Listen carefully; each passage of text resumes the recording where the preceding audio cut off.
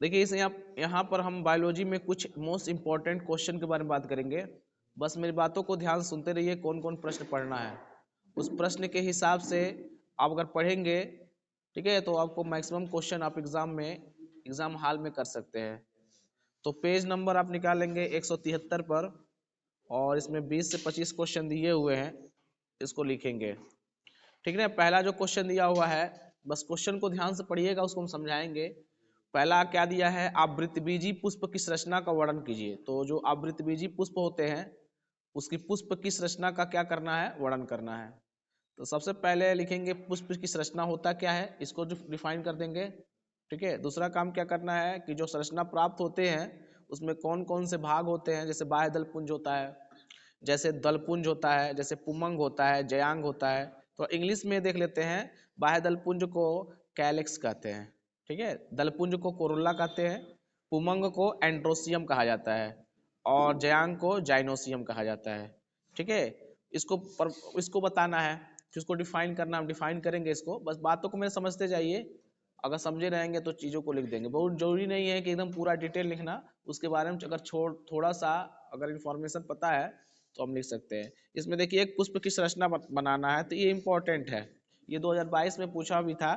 तो पुष्प की संरचना पूछे ना, चित्र कौन पढ़ना है, तो चित्र देख लीजिए, यही आपको बना लेना है कि कहाँ पर दलपुंज पाया जाता है, कहाँ वर्तिकाग्र होता है, कहाँ वर्तिका होता है, कहाँ अंडाशय होता है, कहाँ पर कार्पेल जाइनोसियम होता है जिसे स्त्रीकेसर जयांग कहते हैं, कहाँ परागकोश होता है, बीजांड कहाँ होता है। तो देख रहे हैं ना अभी, इसको एक बार बना लेंगे, उसको तो हम समझाएंगे। ठीक है, फिर कह रहा है कि फिर कह रहा है कि इसमें संरचना का वर्णन करना है, तो संरचना के बारे में बताना है इसको। तो एक लिंगी पुष्प कौन होते हैं, एक लिंगी पुष्प में क्या होता है, जैसे पपीता हो गया, तरबूज हो गया, सब एक लिंगी पुष्प होते हैं। अब बहुलिंगी मतलब, उभयलिंगी का मतलब होता है बाइसेक्सुअल फ्लावर। ठीक है, और एक लिंगी का मतलब है इंग्लिश में यूनिसेक्सुअल फ्लावर है। तो बाइसेक्सुअल फ्लावर में आप देखेंगे कि गुड़हल सरसों आते हैं, तो किसे कहते हैं अभी हम लोग पढ़ेंगे क्या है। अब देखिए दूसरा प्रश्न दिया हुआ है, ठीक है, पुष्पी पादपों में लघु बीजाणु जनन का सचित्र वर्णन कीजिए। जो पुष्पी पादप होते हैं, जो पुष्पी पादप प्लांट्स होते हैं, उसमें लघु बीजाणु जनन की जो क्रिया होती है उसका सचित्र वर्णन करना है। दूसरा क्वेश्चन पूछा हुआ है, केवल नामांकित चित्रों की सहायता से आवृतबीजीय पादपों में लघु बीजाणु जनन का वर्णन करना है। तो आपको याद रखना है लघु बीजाणु जनन। लघु बीजाणु जनन का मतलब इंग्लिश में कहते हैं माइक्रो स्पोरोजेनेसिस क्रिया। माइक्रो स्पोरोजेनेसिस की क्रिया होती क्या है। ठीक है, फिर क्वेश्चन पूछा हुआ है कि आवृतबीजी पौधों में लघु बीजाणु जनन प्रक्रिया का सचित्र वर्णन करना है। ये 2023 में भी पूछा हुआ था, 2017 में पूछा हुआ, 16 में पूछा हुआ था, और 2022 में। ठीक है, तो इसका मतलब ये भी इंपॉर्टेंट क्वेश्चन है। तो सबसे पहले बता देना है कि लघु बीजाणु जनन होता क्या है। ठीक है, सबसे पहले क्या बताना है, लघु बीजाणु जनन होता क्या है। दूसरा टॉपिक बताना है कि, ठीक है, जो लघु बीजाणु जनन की होता है उसमें कितने स्तर होते हैं, किसमें कितने रूप में विभाजन किया गया है। ठीक है, बात समझना ना, टेपिटम होता क्या है, इसके बारे में बता देना है, क्योंकि जब उसके बारे में पढ़ना है तो बात बताना पड़ेगा। उसके बाद देखेंगे यहाँ पर पेरिप्लाज्मोडियम कब बनता है, स्पोरोलेनिन होता क्या है, यूकिप का होता क्या है। जो हेडिंग दिए हुए ना, उस हेडिंग को लिखना रहता है। अब आपके सामने जो है देखेंगे, ये मदर सेल डिप्लॉयड है, और इसको कई भागों में कैसे उसका विभाजन हो जाता है, इसी बारे में हमको पढ़ना है। तो हमको लगता है कि प्रश्न समझ में आ गया होगा। उसके चित्र बनाए हुए हैं, चित्र के माध्यम से पूछना, तो चित्र आप क्या करेंगे, बना लेंगे। ठीक है, पहला स्टेज का, दूसरा स्टेज का, जो भी स्टेज है उसको देख लेंगे एक बार, आप देखेंगे, उसके बाद हमको समझाएंगे, आपको समझ में आ जाएगा। ठीक है, इसको बताएंगे। तीसरा क्वेश्चन क्या कह रहा है, आवृतबीजी पादपों में चित्र की सहायता, देखिए सब दे दिया, चित्र की सहायता से, क्या दिया हुआ है, चित्र की सहायता से द्विबीजपत्री भ्रूण के विकास का वर्णन करना। बताना है कि जो द्विबीजपत्री भ्रूण होता है उसका कैसे विकास होता है, उसके बारे में बताना है। ठीक है, या फिर क्वेश्चन पूछा हुआ है कि द्विबीजपत्री भ्रूण के विकास का वर्णन करना है। तो ये आपको क्वेश्चन आपसे पूछे हैं, 2015 में पूछा हुआ है, तो उतना इंपॉर्टेंट नहीं है, अगर आप इसको पढ़ सकते हैं। सबसे पहले जान लेते हैं कि द्विबीजपत्री भ्रूण होता क्या है। ठीक है, उसका विकास कैसे होता है, टॉपिक। ठीक है, यही चीज आपको दिमाग में रखना है, कितने उसके स्टेप होते हैं। तो देखिए स्टेप दिए हुए हैं, कई स्टेप दिए हुए हैं, कितने स्टेप दिए, 7 स्टेप होते हैं। पहला, दूसरा, तीसरा, चौथा, पांचवा, छठा, सातवां। अब कैसे ये स्टेप को हमको जानना है, ये आगे पढ़ेंगे। ठीक है, अगला प्रश्न देखिए क्या दिया हुआ है, मनुष्य में मादा जनन तंत्र का वर्णन करना। जो मादा जनन तंत्र होते हैं उसके बारे में बताना है। ठीक है, मानव में मादा जनन तंत्र का निम्नांकित चित्रों की सहायता देखिए बना भी हुआ है, इसमें बना भी है मादा जनन तंत्र, है कि नहीं है। तो सबसे पहले इसमें फिर क्वेश्चन पूछा हुआ है, 2022 में पूछा है, 2020 में पूछा है, 2019 में पूछा है, 2022 में पूछा है, 2023 पूछा, तो कई तरह से पूछा है। तो 2024 में आने की संभावना 100% है लगभग में।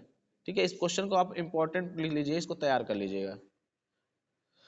देखिए इसमें कह रहा है कि सबसे पहले क्या बताना है कि जो स्त्री जनन तंत्र होते हैं कौन कौन से भाग होते हैं, कितने रूपों में बांटा गया है। 3 भागों में बांटा गया है। पहला मुख्य जनन तंत्र होता है, दूसरा सहायक जनन तंत्र होता है, और तीसरा क्या है, सहायक ग्रंथियां होती है। इसी तरह से मनुष्य में पुरुष में भी पाए जाते हैं। ठीक है, अंडाशय होता क्या है, क्योंकि महिलाओं में अंडाशय पाया जाता है। फिर अंडवाहिनी या फेलोपियन नलिका होती क्या है, गर्भाशय, योनि और भग क्या है। और इसमें कौन सी ग्रंथियां निकलती हैं, सहायक ग्रंथियों में 2 तरह ग्रंथियां हैं, एक बर्थोलिन ग्रंथियां है, दूसरा स्तन ग्रंथियां है। बात समझे। उसके बाद फिर अगला क्वेश्चन क्या कर रहा है कि जनसंख्या विस्फोट एवं उसके निवारण पर निबंध लिखना है। कि जनसंख्या लगातार बढ़ते जा रहा है, क्यों इतना विस्फोट हो जा रहा है, उसको इस जनसंख्या को कैसे कंट्रोल करेंगे, कैसे कंट्रोल करेंगे। अगला क्वेश्चन लिखना है, इसमें दिया हुआ है कि जनसंख्या विस्फोट एवं जन्म नियंत्रण पर निबंध लिखना है। बात समझे कि जनसंख्या लगातार बढ़ती जा रही है ना, इसको कैसे कंट्रोल किया, ये भी वेरी इंपॉर्टेंट है, इसको नोट कर लेंगे। टिक लगा दिए है। तो 2 क्वेश्चन बता दिए, मनुष्य और मादा जनन तंत्र का वर्णन कीजिए, जो पहला क्वेश्चन था, और दूसरा चौथा क्वेश्चन और 5वां क्वेश्चन। ये क्वेश्चन आपके लिए इंपॉर्टेंट है। तो देखिए जनसंख्या विस्फोट के बारे में बता देंगे, जनसंख्या विस्फोट कैसे हो रहा है। जनसंख्या विस्फोट का मतलब ये होता है जब मृत्यु दर क्या हो जाए, कम हो जाए, और जन्म दर ज्यादा हो जाए, तो जनसंख्या विस्फोट कहते हैं। मरे कम लोग और जिंदा ज्यादा हो। आज के समय क्या है, टेक्नोलॉजी इतनी बढ़ गई है कि लोग मर कम रहे हैं, तो लेकिन जन्म ज्यादा हो रहा है, क्योंकि छोटे उम्र में ही लोग क्या हो रहा है, ब्याह हो जा रहा है। तो इससे जनसंख्या क्या रही, बढ़ती जा रही है। इसका कोई कंट्रोलाइजेशन नहीं किया जा रहा है, कर रहा है नहीं कर रहा है। उस जनसंख्या वृद्धि कारण क्या है, कई कई इसके कारण है, निम्न सामाजिक स्तर, निरक्षरता, सामाजिक रीति रिवाज, कम आयु में विवाह हो जाना, मृत्यु दर में निरंतर कमी हो जाना। जनसंख्या विस्फोट को नियंत्रण कैसे किया जा सकता है, तो उसको करने के लिए कई तरह के कारक भी है।